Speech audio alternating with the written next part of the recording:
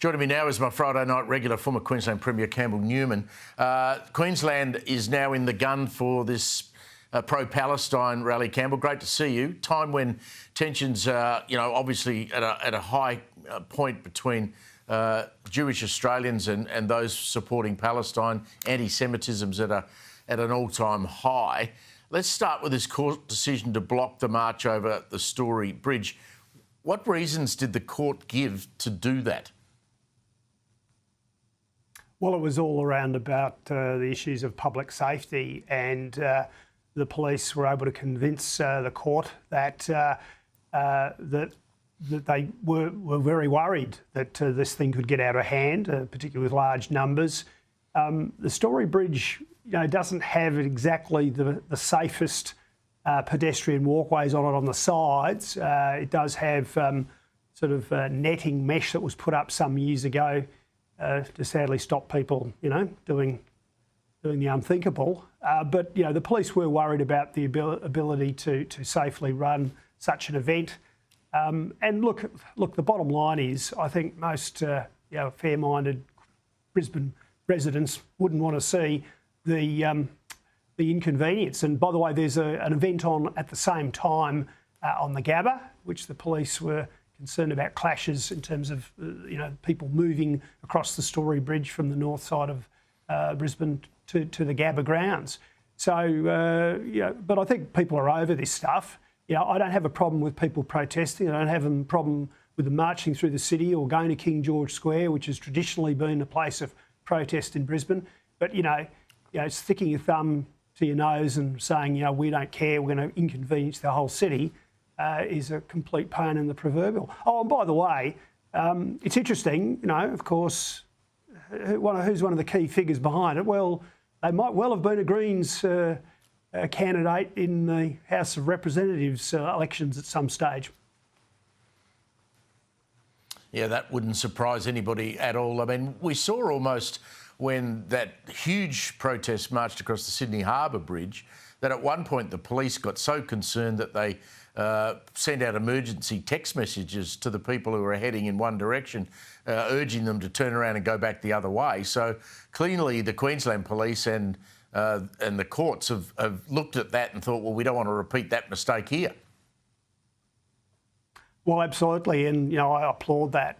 But again, I really think that groups choosing to shut down the bridge in this way are really, really taking the mickey. It's a terrible inconvenience. I mean, the Brisbane River is a big choke point for us, and the Story Bridge is critically important. Yes, we have an alternative being the Clem 7 tunnel, which is sort of downstairs under the river, but that involves people paying a toll. So people are going to pay a toll to deal with the inconvenience of these characters wanting to protest.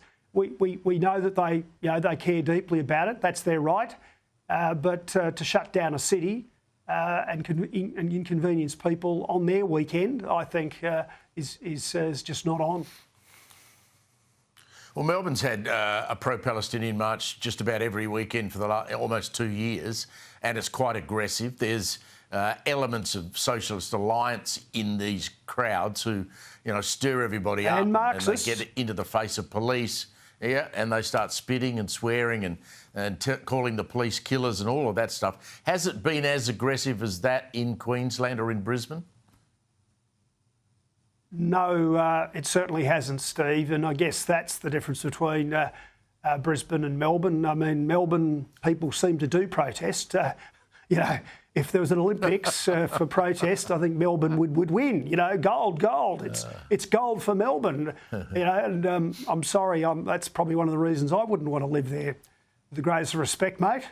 But I don't think there's the same level of angst up here. There's obviously people who care about the issue, and good luck to them. I personally think they've skated over what was done to Israel, and I will always support Israel in terms of what they need to protect themselves and their community.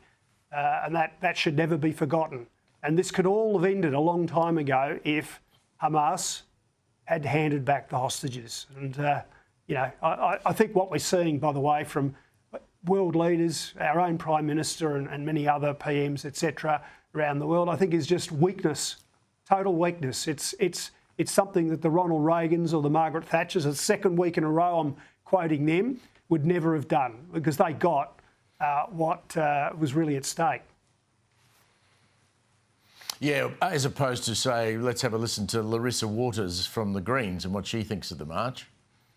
Look, it's a real shame that a peaceful gathering of folk marching saying that they want Australia to be working for global peace has been ruled to be unlawful when an actual genocide that is a breach of international law is continuing unabated. The irony of that is really clear. Folk want to peacefully march for peace, and yet they've been prohibited by the courts from going over a particular bridge. I know people will still want to gather. I'll still be joining them in that gathering. Campbell, I can't help but notice the watermelon earrings, which is pretty appropriate given the Greens these days are anything but green. They're actually red on the inside. Exactly. I mean, I don't know if she was doing that for a joke or what, whether she thought no one had noticed, but there it is. I mean, does she really know what the word genocide means? Look, I'm sorry, I need to be very careful about commenting about Senator Waters, because I'll get myself into trouble and maybe Sky into trouble if I said what I really think. But, but look, as I said earlier, there's a former Greens candidate who Senator Waters would know well, who is a key figure in trying to organise this. So it's highly political, as they have been in Melbourne, and, we shouldn't forget that. The left have been anti-Israel since 1948, basically. There's no change there, and this has just been a great opportunity for them. I support a democracy. I support a country that has been attacked and attacked and attacked for its very existence over the many decades. I've got a memory. I know the history, and that's why I support Israel and their cause. I think if you and I keep having this Friday chat every Friday, you're going to finally convince me to move to Queensland. Well, you should, mate. Absolutely. I think you'd get on really well up here. I think you'd really enjoy the place. Yeah. It's very tempting, Campbell. Thank you. I'll see you next Friday, Campbell.